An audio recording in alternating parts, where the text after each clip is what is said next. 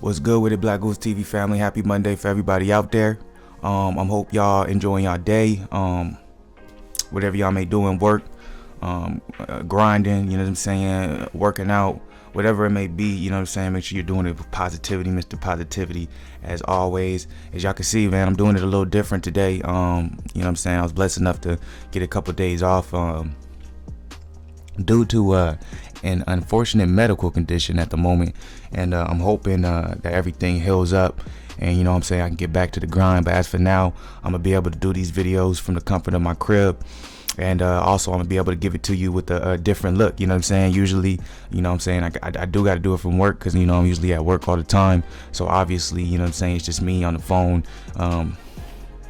you know, just I'm reading some information that I think is very interesting in the boxing community, and then presenting a question to y'all, seeing what y'all think about it. But today, you know what I'm saying, we're gonna go a little bit deeper, you know what I'm saying. I'm gonna pull up some articles that I'm interested in, and that I think is important for us as boxing fans to know that's going on, and hopefully y'all dig it. If not, you know what I'm saying, y'all don't gotta watch it.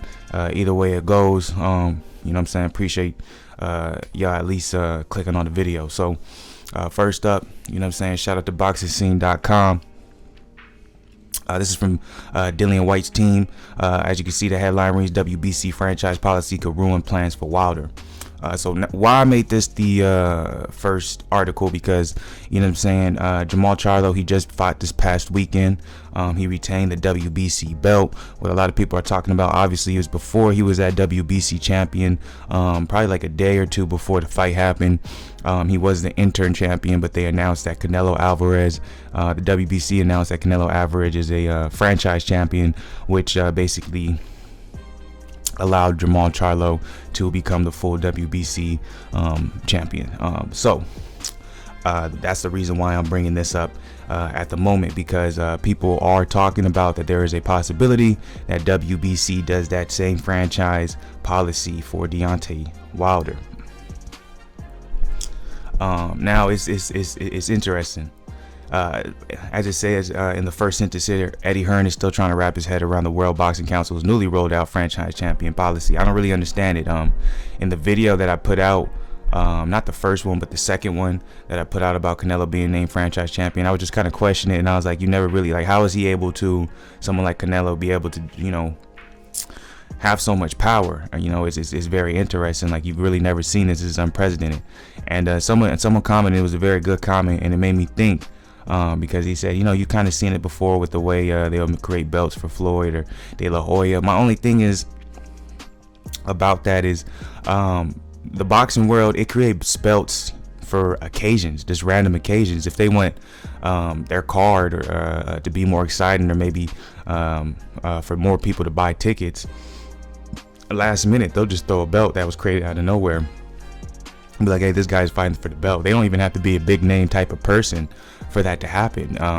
When it comes to this franchise champion thing, like, this is unheard of. No one, like, they created this out of the blue, and now that it's created, they're looking at doing the same thing for Deontay Wilder, which worries Eddie Hearn.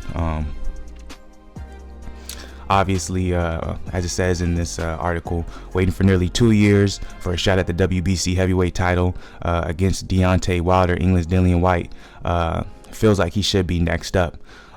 Obviously, he's fighting Oscar Rivas in London, July 20th. That's very soon. That's this month. With a win, he plans to address the WBC over his current status, as he's ranked #1, but has yet to be named the official challenger for Wilder. Obviously, Wilder most likely is going to be fighting Luis Ortiz. So, you know, either way it goes, even without Deontay Wilder becoming a franchise champion, I still don't see Dillian Whyte getting a chance at fighting Deontay Wilder. It's just the boxing guys, that's not what they want. That's not the money fight. It just doesn't make any sense to do something like that, even though Dillian Whyte obviously is #1. Hearn says, we've got Dillian Whyte, who's getting ready to be the mandatory challenger. We don't want to fight for a vacant belt when Deontay Wilder moves up to franchise champion, so we'll see what happens. So basically, what Hearn is worried about happening is similar to what kind of Jermall Charlo, what happened to Jermall Charlo. Canelo becomes franchise champion. That WBC belt becomes vacant, even though Jermall was an intern, and Jermall ends up having it, which means, even though you're like, okay, well, you can basically do belt versus belt, Jermall Charlo versus Canelo. But now, what that actually means is Canelo has all the power. So basically, he can fight and choose to fight whoever he wants. You know what I'm saying? He can. If he decides to avoid Jermall, he can do that. No one can ever be named his mandatory, or he ever has to fight someone in that franchise champion position, which if Deontay Wilder moves up, it'll be the same thing. So, you know, very interesting. Obviously, if something new is put into place in the boxing community, it wouldn't make sense if you only do it one time. If that makes sense. Does that make sense? What I'm saying is that if you're going to make Canelo the franchise champion, because basically he's the big money fighter, it only makes sense that you do the same thing with Deontay Wilder, because basically these are the two divisions that are making the most money. These are the two biggest names in boxing at the moment, other than maybe a Tyson Fury or AJ. Just the only difference is that Deontay Wilder, obviously, he has the WBC belt, which is why the WBC, you know, can make Deontay Wilder the franchise champion. So, yeah, man, that's very interesting what's going on in boxing. Not only is, in my opinion, boxing becoming more exciting, but you have things like this happening because you can also see how much money boxing is pulling in lately. Like boxing's always pulled in a good amount of money, but you can see there's like a shift. It seems like there's like a reinvestment, like more money is getting put into the industry, obviously because this surge in what's going on in the boxing world. You know what I'm saying? A lot more people are tuned in. There's a lot more eyes on it. You know what I'm saying? With the a surgence of YouTube and Twitter, you have a lot more outside media or people coverage in it. So you have a lot more people who may not have been tuned in to what was going on with this particular fighter. Now they're interested in that particular fighter, even though he may not be a big name person being covered in the mainstream. It's, you know what I'm saying, it's a good time for boxing, so a lot of money's flowing. So why not make the two big cash cows, like let everyone know, like this is, you know what I'm saying, this is what happens, at least in the WBC side of the game, because you know what I'm saying, obviously I've said it myself, WBC is corrupt in my opinion. I do believe WBC moves the way they want to move, but at the end of the day, the WBC is basically the most coveted, the most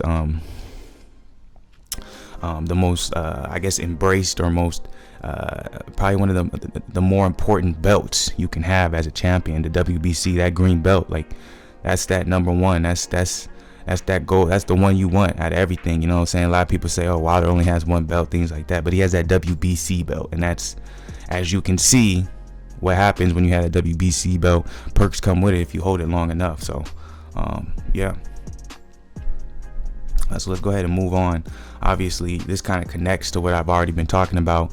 This is from BoxingScene.com as well. Charlo says Canelo's got to fight me sooner or later. I'm one of the best. You know what I'm saying? So Charlo had that impressive decision win against Adams. Some people might have said they were disappointed with what he did. Some people might have said they felt like he was going to do more. In my opinion, I thought it was a great fight. Adams came, he showed up, and he showed he's not no slouch when it comes to the 154-160 division. I thought it was a great fight, but it also just showed, too, in my opinion, I think Jermall, you know what I'm saying, I think he had bigger plans ahead of him. I think that's why the fight might have went the way it did, but no excuses. That's not any disrespect to Adams. He put up on a great fight, but what he's saying here is, in order for me to get this fight with Canelo, I'm gonna need all my fans, all the Lions only team to vouch for me. We all just gotta put in that word, keep putting the work. Canelo gotta fight me sooner or later. He cannot retire without fighting me. I'm one of the best out there, 29-0, 21 knockouts. He gotta fight me sooner or later. In order to fight Canelo, I probably gotta go to Dallas. So the only thing about that statement I have to disagree with is probably the whole thing. Canelo doesn't have to fight him. You know what I'm saying? There's a lot of names out there that Canelo can fight over Jermall, and still people can credit that fight to being very important in his legacy. You see what I'm saying?